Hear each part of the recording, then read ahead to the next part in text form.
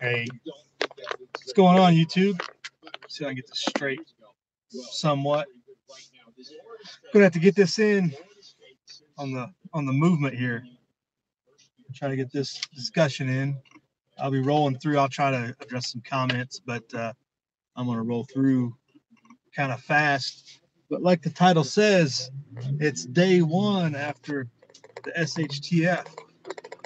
We got Venezuela did their currency devaluation yesterday, reevaluation. They don't call it de-evaluation, they call it reevaluation. But that is, talk about economic collapse, like that's a prime example of the collapse and how it could all go down. They had a bank holiday basically 2 days in a row, no cash, no ATMs, nothing like that. And it's catching a lot of people. There's a couple of articles out there. One's about an attorney can't get bread, can't get food, can't get anything. This is from yesterday, and that's a well-off member of society, and no food. I think the biggest thing to take away from that is it was a slow burn for Venezuela. This has been decades in the making. Some people called it. Some people saw it coming, 20 years ago. Some people, poo-pooed it and said, we can get out of this. And obviously the Venezuelan government is trying to get them out of that. But it is going very badly. And it's probably only going to accelerate now and get worse based on everything you see so far. You thought eating burros was bad and eating rats off the street. How much worse is it going to get now that nobody has any cash or any money? They've raised the minimum wage like 3,000%. They're pegging this cryptocurrency to oil, which is going to raise prices. They're talking about it's going to raise gas prices, which helps some of their economy, but it's going to hurt the common man, right? The desperate and the needy are more desperate and more needy, and the government's struggling. They raise taxes and on some stuff too. How is that helping the economy? Taxes never help the economy. Taxes go right to the government, which is just dead weight loss. So prime example of economic collapse when SHTF hits, day zero was yesterday, or was it yesterday? Was Venezuela in the collapse in SHTF for decades? In a lot of respects, you can look at it that way. And I think that's the one thing we really need to be careful of is it's happening all around us. It's not going to be one single event. It's going to be a daily struggle till one day you just wake up and go, or you might not even realize it. It'll just be things are bad. Things are worse for me than they were for my parents and my grandparents as far as your actual ability to compete in an economic situation and whatnot. But you can't say it enough to people that prepare now, get your stuff in order, because if you don't, it's going to sneak up on you and you'll look around the corner and you'll end up like Turkey begging for people to turn in their gold and silver to salvage their currency, which is another thing that's going on. The Turkey situation, and you also got South Africa. You got three major countries, three major players on the world stage in previous years, now going through their own severe versions of SHTF, not even like small time. We're not talking natural disasters. We're talking about economic man-caused, political, extreme rule of law, all those catchphrases that we heard 10 years ago watching YouTube, that all the big YouTubers were throwing out there, that is trying to educate people on. We're there. We're in the middle of it. And we're watching it from afar from right now, but are we not in a lot of ways in the beginning of our own economic crisis? We harp on these bond rates and they're tied to inflation, and how as long as you hold these bond rates low, inflation is going to continue to spin out of control, and how it makes the markets look good, and it separates the divide between rich and poor. The middle class disappears, and that's what we'll end up with, you know, a decade from now, is the middle class disappearing, if that makes sense. It's very something to watch out for. It's going to sneak up on us, and around the corner we will be, hey, how did we get to this point to where all of a sudden we have no economic hope? We end up like Venezuela. How many decades away from that are we? It just emphasizes that slow burn is the, I think, most likely scenario in a SHTF situation.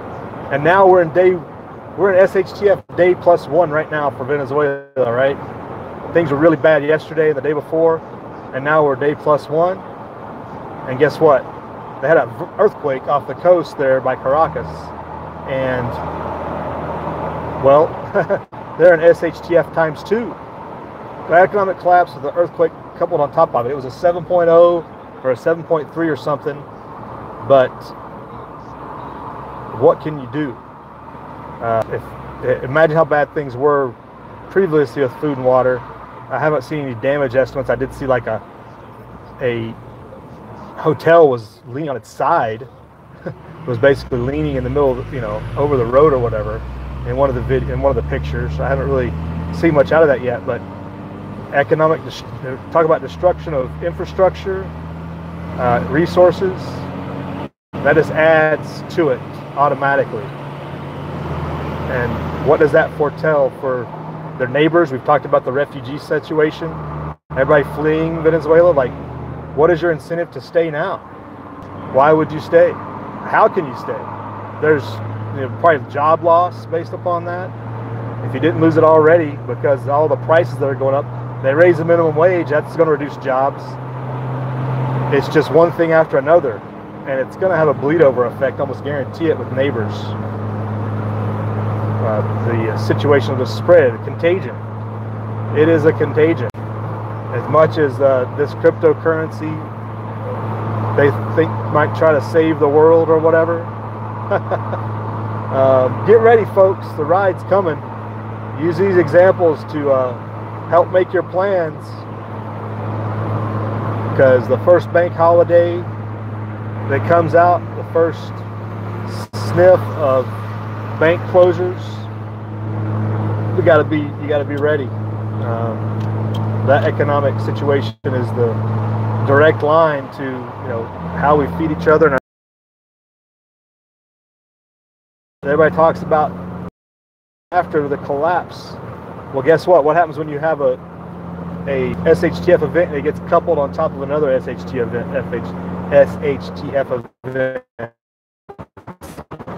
I don't think we've ever seen it. It's pretty rare, right? But your economy collapse right in front of you, then an earthquake hits, is like the worst of all situations. We'll see how bad. 7.2 is no joke. It can cause, depending on how it's centered and where it's located. It looks like it was off the coast. There was a brief tsunami warning of some sort, but it was no joke. I mean, you can only imagine if you're rattled already. You're rattled. That, you know, the situation going on around you. A lot of people probably didn't go to work today. A lot of businesses were closed yesterday. There's no food coming into the country. You know, and then there's an earthquake. Boom. A lot of people need a lot of prayers down there. They need a lot, because there's very little ways to help them. Countries are closing down their borders with them and things like that. So prepare, folks. Prepare. Cannot emphasize it enough as these trying times come forward, because it's going to be like that. You'll be in we've been devolving economically with this inflated currency. It doesn't take many years for that to come to a head. And one day you wake up and turn around and your money is basically worthless, because they've changed the dollar, repegged it. You know, they make a $1 million note, whatever, just like Zimbabwe, or they do like Venezuela did, and they chop off 5 zeros from your bank account, which who has 5-digit numbers in their bank account, right? Well, for one, you probably shouldn't, but for another, if you do, you just lost all that potentially. Jacking up the minimum wage overnight, all kinds of craziness going on with that. And it's all tied to economics. And it's, you know, I said it a long time ago, I started the channel, like, economic collapse is my primary concern, mostly because I'm not too worried about natural disasters where I am now, but, you know, obviously you want to be prepared for natural disasters in your area, but the thing we have the least control of is the economic situation and being able to recover during that. And the problem with that slow burn economic collapse, like Venezuela, or probably now Turkey and other countries, is they degrade your ability to prepare and to be ready over time. Because, you know, economic, you know, having monetary value and being able to get, you know, compensated for your labor appropriately without inflation and stuff is a key part of being prepared. You're able to buy resources, you're able to buy, you know, food, whatever, stockpile it, buy ammo, whatever. You're able to, you get resources for trade. But when that devolves over time and you lose that ability through inflation and devaluation of currency, other schemes that they're going to put in place when they get into an economic tight situation, like taking away property rights, like South Africa, like, you know, giving you eminent domain. Basically, they wanted to pay that one rancher in South Africa 1/10 of market value. When you lose that economic vitality from your previous labor, it makes it really hard on the back end. And really just keep an eye out, look around, and think about the different skills and things that you can build to get through that, you know. And obviously all the homesteading stuff, farming and gardening, and all that stuff is very important in that effort. So I would definitely recommend everybody continue to watch what's going on, but also see how it directly ties to our Federal Reserve situation. It doesn't seem to be getting any better. Gregor Manarino does a good job of explaining a lot of the bond market issues, but like he said, as long as the bond market is suppressed and those rates don't rise very much, the inflationary rates of the stock market and other places are going to go like that, which is very bad. And on an inflation scale, you can't work hard enough or get your time compensated enough to keep up with the stock market in that environment.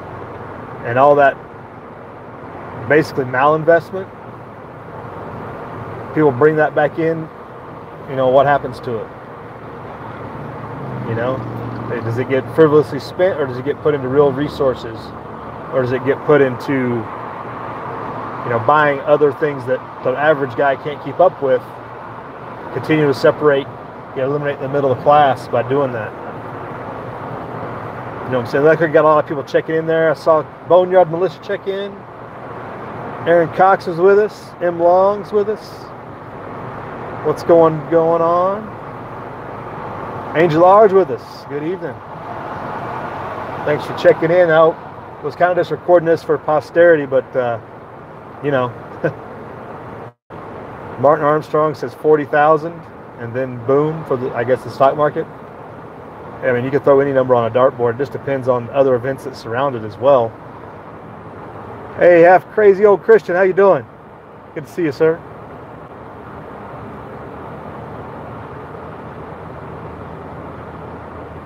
Hey, Irish. Was that Irish? No, maybe not. Let's see if we can scroll through here real quick. Saints and Sappers, how you doing? Good evening. Right, if they knock zeros off mine, it'd be in the red. It'd be 0.00001. HRM, weapons machinist, good evening. How you doing? Well, it's a banker's game. Everything is leveraged to favor the bankers. And the rich guys, like your Donald Trump, prime evidence. I go back to my theory 2.5, 3 years ago. He is a perfect person to have in place for the economic collapse, because he can take the heat, and it makes it easier to continue to divide people, because the people that are supporting him through thick and thin through this current messes that we have are going to continue to support him through the economic problems. Because you can explain away the economic problems on a lot of different factors. It's not like the president runs it, right? But it makes it easy to divide him with the left, and the left will just continue to point fingers that he's a rich guy, he doesn't care about the little guy. It'll continue to divide America, and that's what they want. They want somebody in place up there when it all happens so that they can continue to keep us divided and keep them in control. And I think that's our biggest concern. Or that's what they're going to, that's the way that's going to go down. If Donald Trump supervises this economic collapse in America in the next 6 years or whatever, maybe they give him an extra term because we're in the middle of an economic collapse, considered a national emergency. And, you know, just like everybody was scared of Obama staying in office, the same thing could happen with Trump. There ain't no doubt. It ain't like he's immune from tyrannical actions. He's proved that. So be on the lookout for all kinds of shenanigans.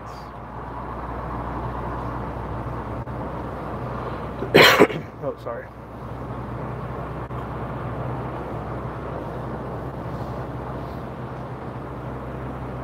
So some thoughts on the Venezuela situation. They had that SHTF event with their economy, basically the revaluation and everything, bank holiday, all that economic stuff, and then couple that with an earthquake. Like, this shows you an example of how prepared we all need to be if you're doing that type of thing. Obviously, if you're not worried about it, don't worry about it. But you might be proven wrong sooner rather than later. There's too much evidence out there that things are not going well. Things are not in good shape. This tariff war situation, it causes inflationary policies, causes malinvestment, causes bad economic practices by businesses because they're trying to get around these processes and things. Hey, what's up, Truth? Good evening. How you doing? I haven't seen you in a minute. I saw you on somebody else's chat. Was it G's chat the other day, or can't remember? But yeah, I've seen you on the interwebs.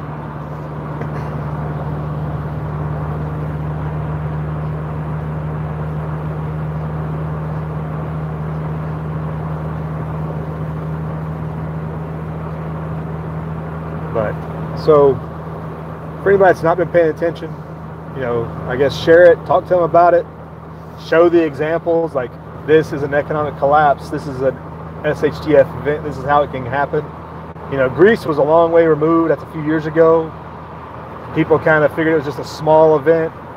Venezuela has the world's largest oil reserves, and they screwed it up so bad that this is where they are.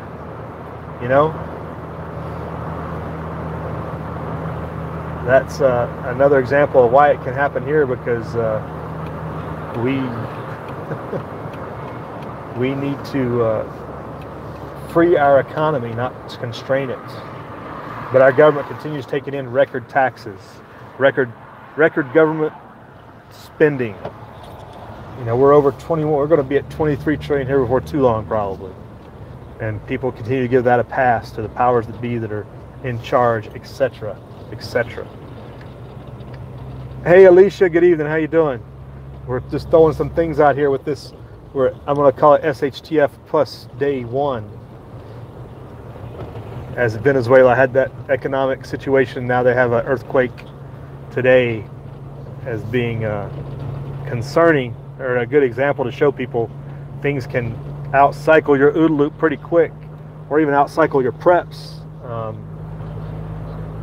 You can think if you're having problems with all your other food and getting all the kinds of other resources, gasoline and everything else, and then all of a sudden electric gets knocked out from what little, maybe they're probably having brownouts in Venezuela. I haven't seen anybody talk about it, but I'd imagine Venezuela has brownouts and everything else. And then, you know, to have this earthquake happen and all of the problems that go with that, there hasn't been a report of casualties or anything, but all it takes is a slightly different earthquake, and that all goes downhill really fast if it's not bad enough already. So, something to think about, folks. This video's gone a little long in the tooth, I guess, but I appreciate everybody checking in and coming by the live stream. But share the topic, share the discussion. If you don't share this video, with anybody you're trying to reach out to who doesn't get it, or that you think might get it if you explain this in a certain way, or it's a more recent example. 20 years ago, Venezuela would have never thought of this happening to them. Everybody's like, oh, they'll get rid of Chavez. Chavez is to be a blip on the screen. And here we are now, and things are going very bad for Venezuela. And their neighbors, really. Look at what all the causes in Colombia, Brazil. All their neighbors are having to deal with refugees. The Brazil called its military to a border town because of a refugee situation with some thefts and destruction and rioting and all kinds of other stuff. And a state of emergency basically on the border of Brazil because of their neighbors. So prep up, people. Prep up. Spread the word. We'll talk to y'all later. Appreciate it. Have a good one. Live free.